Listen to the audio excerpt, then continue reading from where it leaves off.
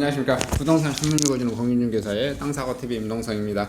빅데이터로 보는 광주주택시장이고요. 다시 들썩이는 분양가입니다.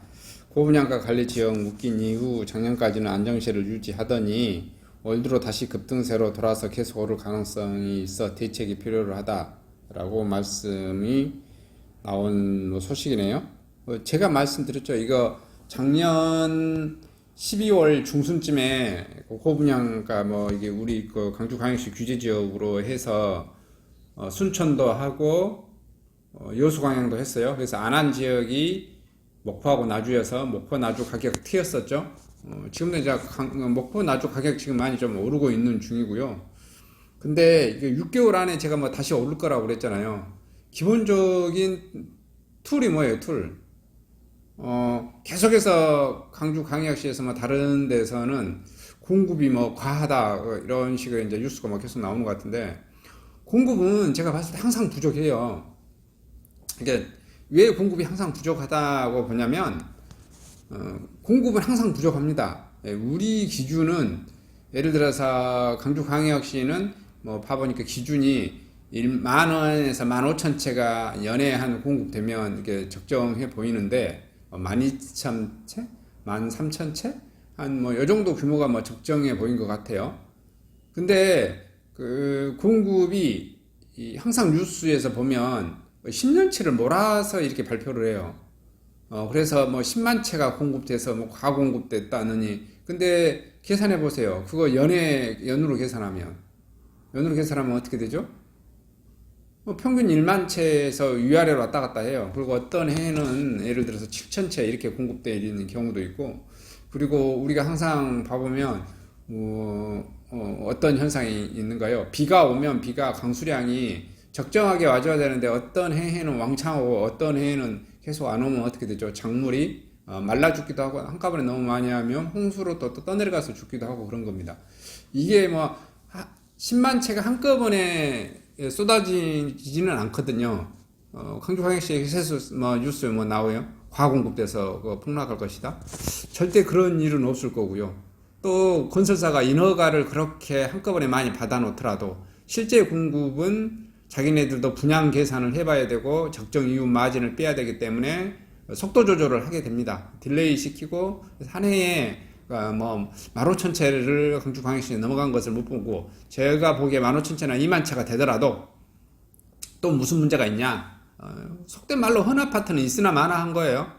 여러분 예를 들어서 꽁보리밥 먹으라 먹어요? 차라리 굶지? 여러분 예를 들어서 밥을 받더니 음식을 줬더니 여기서 좀 썩음썩음한 냄새가 나고 좀 이상한 거 꺼림칙하면 먹습니까? 안 먹습니까? 안 먹잖아요. 여러분이 30년, 35년 된 단독주택이나 빌라에서 빗물 새고 이런 데서 살아가면 삽니까? 안 살잖아요.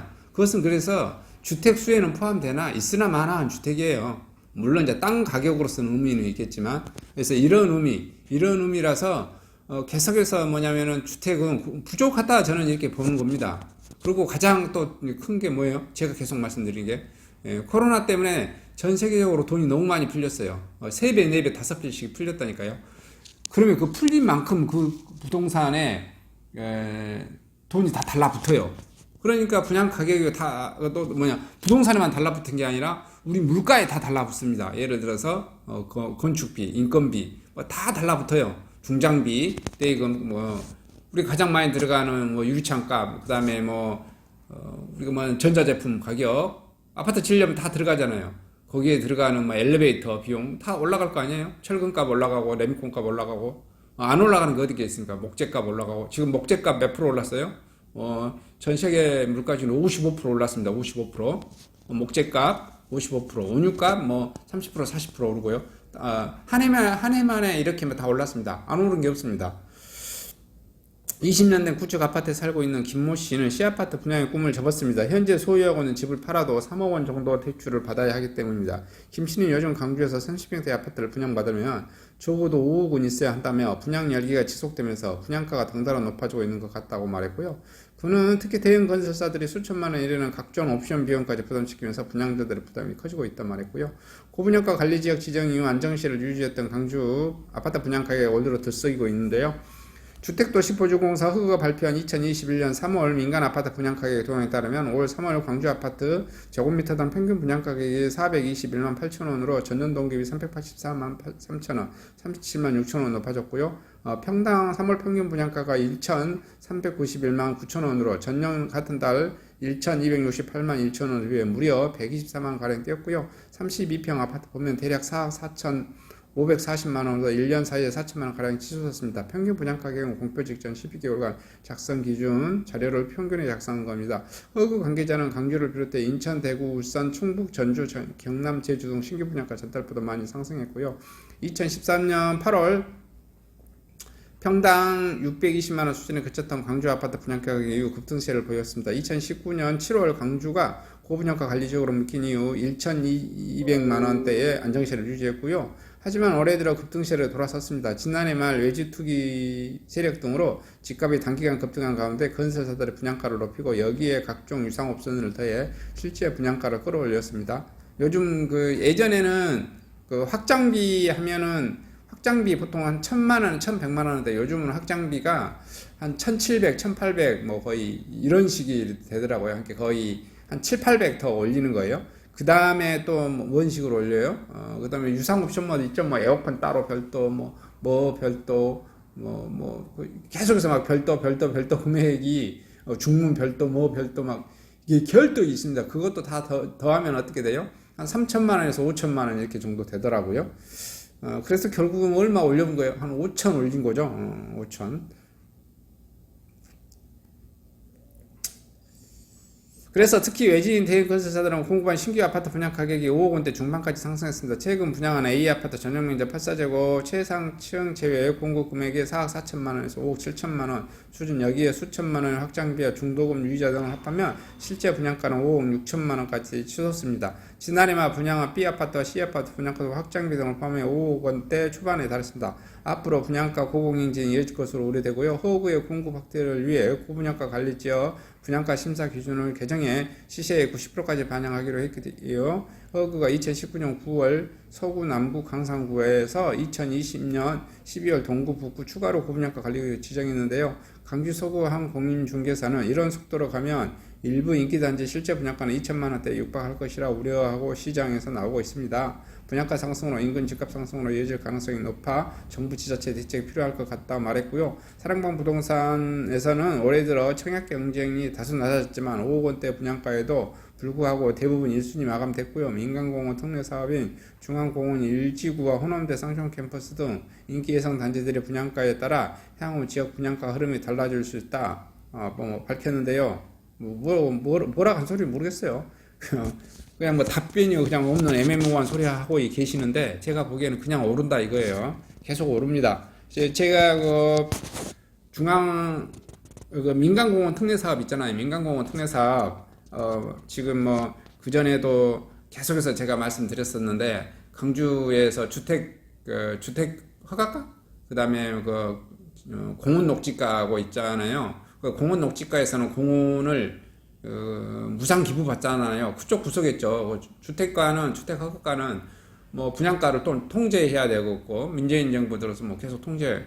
결국은 어떻게 됐습니까? 문재인 정부 기간 동안 민간 공원 특례 사업 진행 안 되고 있죠. 제가 계속 말씀드렸어요. 분양가가 2천 이상 안 되면 사업이 진행이 안 될 거다. 2천 이상으로 되어져야 분양이 될 것이다. 왜냐하면 그 땅가격 다 해서 보상해주고 또 이게 딜레이가 되잖아요. 땅값 보상이 딜레이가 되면 공시지가가 또 올라가요. 그럼 가격은 계속 더 올라가요. 나중에 이것을 늦게 하면 늦게 할수록 민간공원 특례 사업을 늦게 하면 늦게 할수록 어떻게 된다? 2천만원, 2,100만원, 2,200만원 계속 더 올라갑니다. 안 올라갈 수가 없어요. 다 올라가는데. 그리고 늦게 할수록 어떻게 돼요? 거기에 들어가는 자재비도 계속해서 올라가고 거기에 들어가는 인건비도 계속해서 올라가고 그래서 분양 가격은 지금 건설사가 우리 2천만원에 분양을 해야 된다라고 지금 강주광역시청하고 실갱이질하고 옆에 시민단체가 실갱이질 하는데 거기서 시민단체가 고분양가라고 실갱이질하고 쌈박질 하잖아요. 끼어들어서. 그리고 강주시청도 허가 안 내주고 우물쭈물하고 이런 상태에서 1년, 2년 더 오르잖아요. 그렇게 되면 어떻게 돼요? 건설회사는 2천 가지고는 이제 분양할 수 없다 이렇게 나오는 거예요.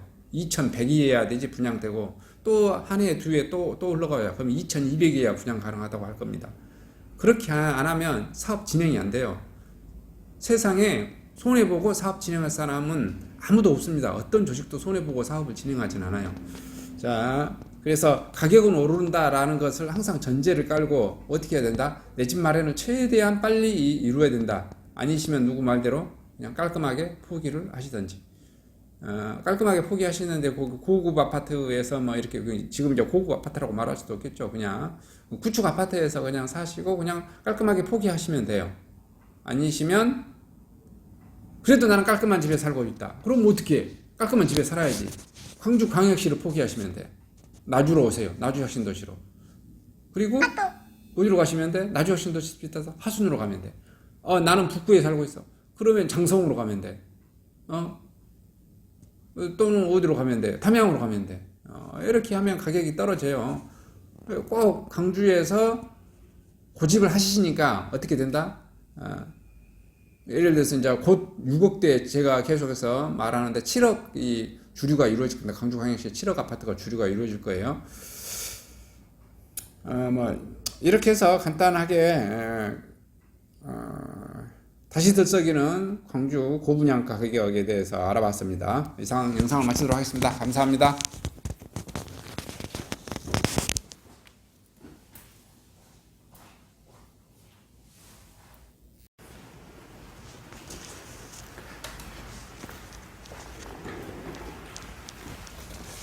안녕하십니까.